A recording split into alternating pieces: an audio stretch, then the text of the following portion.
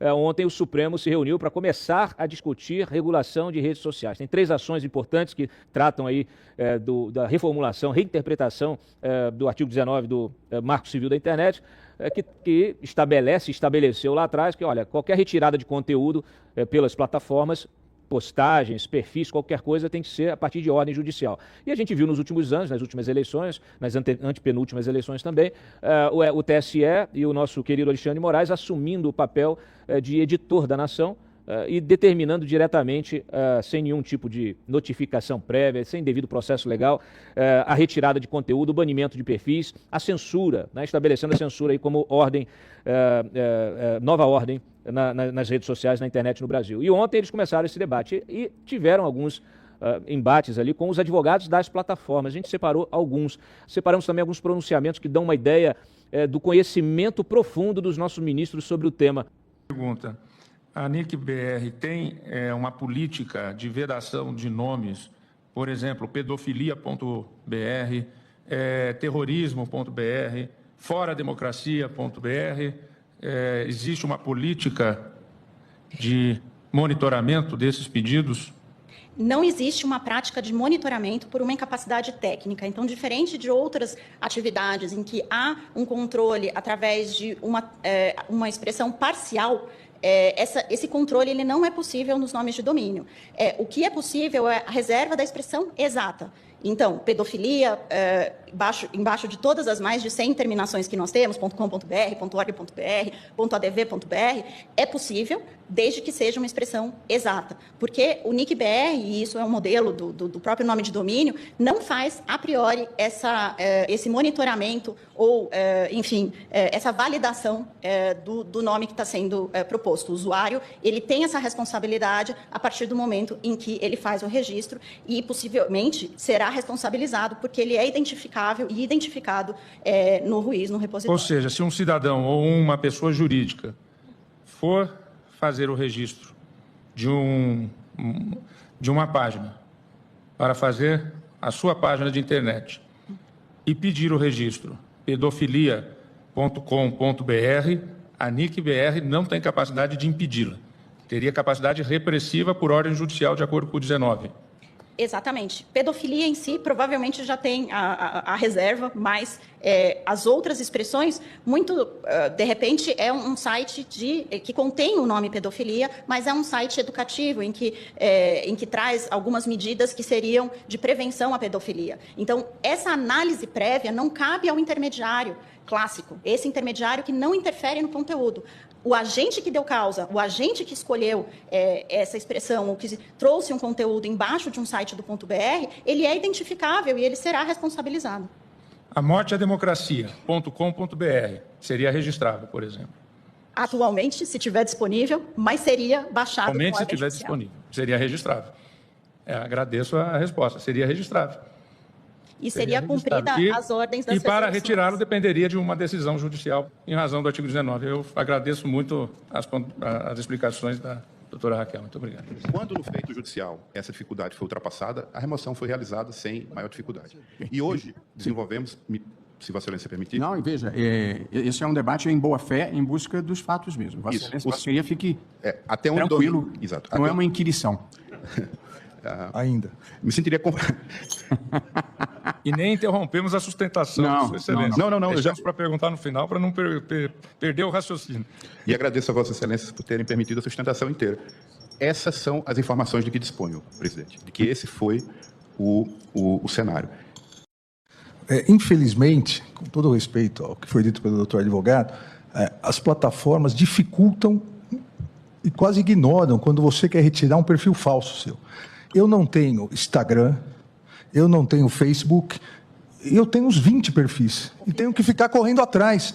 E é tão óbvio para a plataforma que o perfil não é meu, porque o perfil é meu só me criticando. Seria algo surrealista. E a plataforma, para você retirar e notificar, e manda, e não retira. Então, essa questão é muito importante ser discutida, porque não há boa vontade das plataformas em retirar. Ô, Carol, o o Toffoli realmente é impressionante. Ele deve ter estudado demais nos últimos meses, porque ficou aí evidente o nível de conhecimento que ele tem dessa temática, né?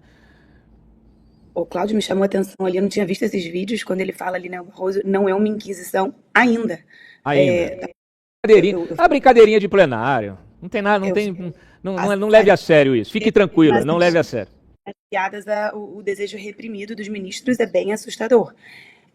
Bom, deixa eu fazer posso fazer um overview aqui rapidinho? A gente no Partido Novo é bem ativo nessa discussão já há algum tempo, já desde o PL 2630, né, que foi feita uma pressão muito grande da sociedade, a gente conseguiu que a imprensa explicasse isso com clareza. Eu fui muito ativa nas minhas redes sociais, à época, falando muito sobre o que ia ter de censura a versículos bíblicos, por exemplo. A Bíblia hoje tem versículos, hoje não, desde sempre, tem versículos que falam que a mulher tem que ser submissa ao homem. E isso numa sociedade, né, que a gente está vendo hoje, ainda mais a horda feminista, jamais aceitaria. Então, as pessoas têm uma falsa percepção ainda sobre a internet de achar que vai ficar uma pessoinha ali lendo tudo que 1 bilhão de usuários estão falando e controlando o que eles falam. Obviamente, isso é feito através de um algoritmo. Então, o algoritmo, né, aqueles artigos que estavam ali no projeto de lei que censuravam, ele era tão vasto, é aquela coisa, quando tudo é, nada é. E assim, tudo seria passivo de crime. Racismo, feminismo, todos esses ismos que a gente está vivendo hoje seriam passivos de crime. Então, obviamente, o algoritmo naturalmente filtraria esse tipo de coisa como, sei lá, uma coisa machista e que não pode ser feito. Eu lembro que isso foi uma crítica enorme. O Deltan Dallagnol, na época, falou muito sobre isso e as pessoas não conseguem ainda perceber o alcance do que está sendo julgado. E aí o Congresso não teve força política para julgar uma ação dessa, era aquele cara do PCdoB, que era o relator, o Orlando Silva, ele não teve força política, até mesmo ele, eu lembro que à época falou que estava demais, e jogou isso para o STF mais uma vez legislar sobre um assunto que não lhe compete. Esse assunto também está sendo julgado nesse momento na Suprema Corte Americana. E 2 ministros, agora me escapou o nome deles, mas eu tenho um fio do Twitter, eu vou até postar na minha rede social depois esse tweet. 2 ministros, eles falam exatamente isso. A gente só é ministro do Supremo, a gente não tem a menor capacidade técnica de analisar tudo isso. Isso tem que ser decidido no Congresso, com técnicos, e não aqui no Supremo. Essa decisão, se não me engano, ainda não foi feita exatamente pela dificuldade técnica do termo.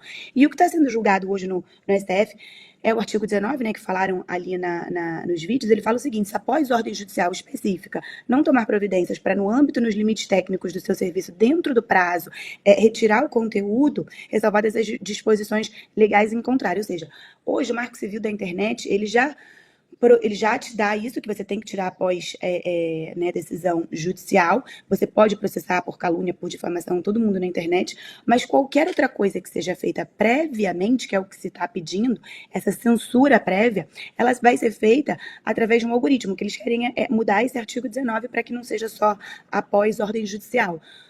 Qual é a realidade do nosso país hoje? E isso, você pode ser de esquerda ou de direita, mas se você negar isso, você só é um hipócrita. Que a gente está vendo uma censura a tudo que é falado pela direita. Tudo que é falado pela esquerda é lindo e maravilhoso. Você vê o próprio exemplo que o Toffoli pega ali, né? O site Morte à Democracia. Geralmente quem fala isso são... eu sou radicalmente contra, obviamente. Caiu? Não pode mais mencionar o nome do ministro. Não pode mais, gente. Por favor, invente outro. Um apelido que não seja ofensivo, a gente faz a referência.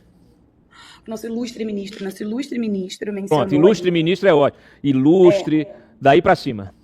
Perfeito. Nosso brilhante ministro mencionou ali tal da morte à democracia, que eu sou obviamente radicalmente contra que se faça um site disso, mas que você então puna a posteriori e não previamente. Porque o que vai acontecer? Vão ter algoritmos filtrando todo o conteúdo da direita. E a gente vê que isso é o plano, que acontece o que aconteceu nas eleições municipais de 26 com a censura do X, né? Foi paga a multa e o X só voltou depois das eleições. Por quê? Porque a maioria dos usuários do X são de direita. Então foi claramente uma forma de influenciar as eleições para a esquerda. Então eu vejo com muita preocupação esses julgamentos. Não cabe, repito aqui, não cabe aos ministros do STF, não cabe a uma corte constitucional, não cabe ao judiciário judiciário fazer essa análise. Isso é um assunto que tem que ser amplamente debatido, assim como foram marco de saneamento, legislações tão importantes para a gente, que foram debatidas no Congresso durante bastante tempo, com especialistas, com técnicos, e quando a gente escuta esses especialistas e esses técnicos, o que a gente vê é que não existe, foi o que a advogada defendeu ali em plenário, é que não existe capacidade técnica dessa filtragem, né, desse controle que eles querem fazer hoje. Perfeito. Hugo, você que tem aquele perfil de paródia do mercado financeiro, cuidado, viu? O negócio pode chegar em você. Pois é, deu para ver, né? Ele falou que tem que pegar perfis que me criticam. Pô, se é perfis que criticam, é de paródia. Olha o grau da ditadura, né, que o ilustre ministro chegou, para não falar novamente o nome e não cairmos aqui. Mas chama atenção também esse ponto que você ressaltou, Dantas, de que o Toffoli, não tem preparo e capacidade e competência para analisar uma discussão. E aí eu levo isso para o lado ambiente econômico, né, que são as pautas que geralmente a gente conversa por aqui.